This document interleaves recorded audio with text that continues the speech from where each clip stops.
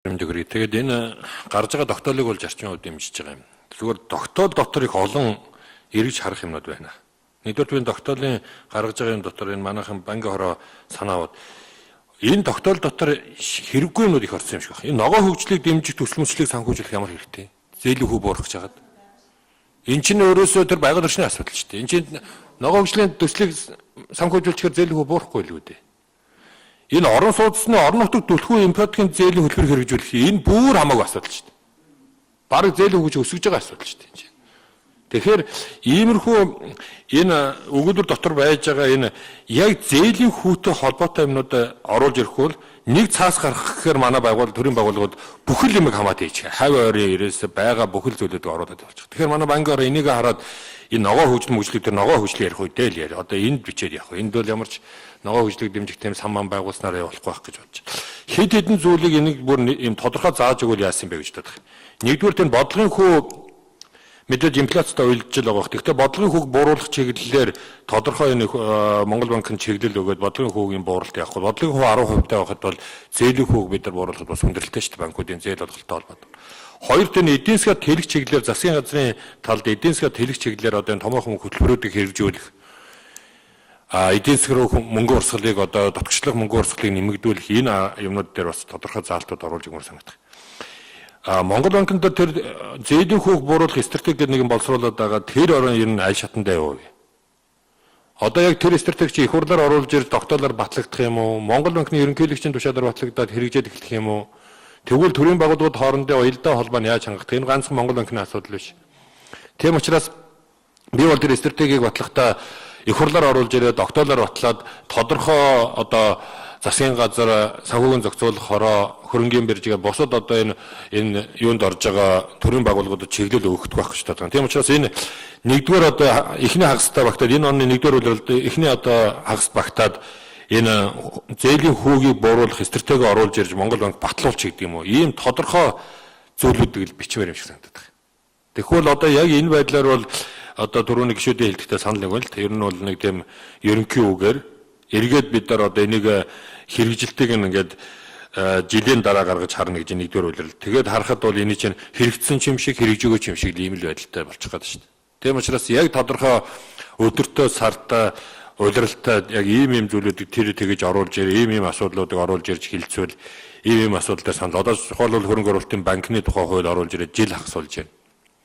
Энийг улсын хурал дээр одоо энэ нахврын чуулгандаа багтаж батлаач гэдэг юм уу? Ийм тодорхой саналуудыг л энэ стратегийн зээлийн хүүг бууруулах Монгол банкны тэр стратегийг энэ одоо эхний хагастай багтаж оруулж ирнэ ч гэдэг юм уу?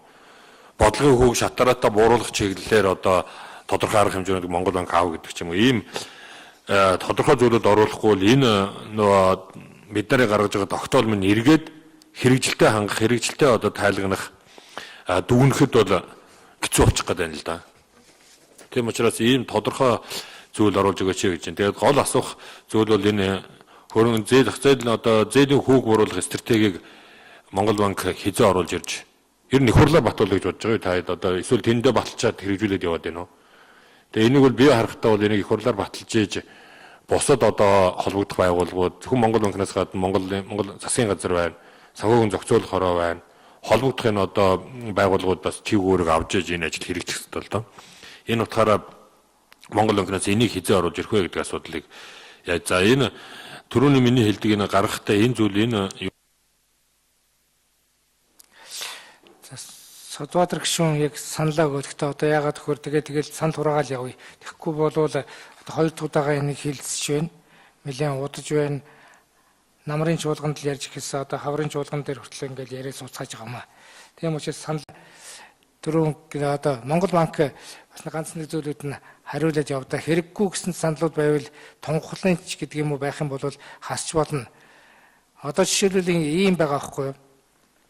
Инфляцийг бол одоо 8% юм уу нэг оронтой тоонд барина гэд бид нэр 18 оны мөнгөний бодгод оруулаад өгсөн. Зээлийн хүү бууруулах асуудал яригдахад инфляц заавал яригдах хэрэгтэй болчихдог. Тэгэл дахиад давтан бариад ороод ирж байгаа байхгүй. Тийм учраас энийг бол бас макро эдийн засгийн асуудлууд энэ байгаа шиг гişүүд мас ойлгож хүлээж авах хаа гэж бодож байгаа. Баяр даваа 3 номер хариулж явчих.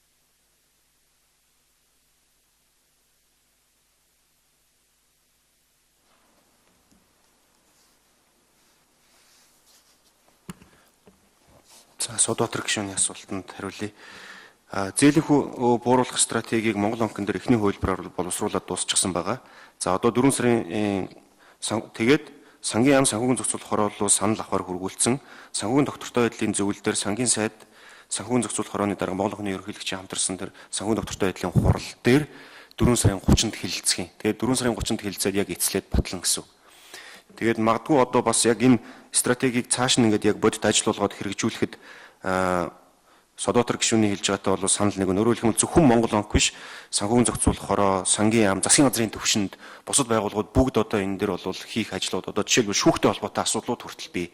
Банктай холбоотой, банкны холбоотой асуудлууд ч байгаа. Тэгэхээр зэрэг их өргөн хүрээний байгаа учраас олон тэр зүйлүүдийг ингэж хамруулж чадах юм бол хэрэгжилт нь илүү үр дүнтэй болох байхаа гэж бодож байна. Тэгээд дээрэс нь бас нөгөө түрүүн Тэрүүш Давг гишүүний асуултанд ч бас нөгөө хариулж явахд хэлжсэн энэ стратеги дээр бас их нарийн ажлуудыг хийх тийм заалтууд байгаа. Тэгэхээр зэрэг ерөнхийдөө бол энэ уялдуул бас их зүгээр юм шиг тийм санал бол байна. Дээрээс нь хасах зүйлүүд байна уу гэдэг дээр ерөнхийдөө тэр инфляцийн заалт, бусад заалтууд дээр миний хувьд бол хасах тийм заалтын санал бол алга байна. Өөрөөр хэлбэл энд орж ирж байгаа зүйлүүд нь макро эдийн засгийн тогтвортой байдал, буцаад өөр төрлийн санхүүгийн их үүсвэрийг эдийн засруу дайчилж оруулж ирэх энэ төргээд ер нь бол тийм хэрэгтэй заалтууд бас их байгаад байгаа учраас хасах санал бол алгаа.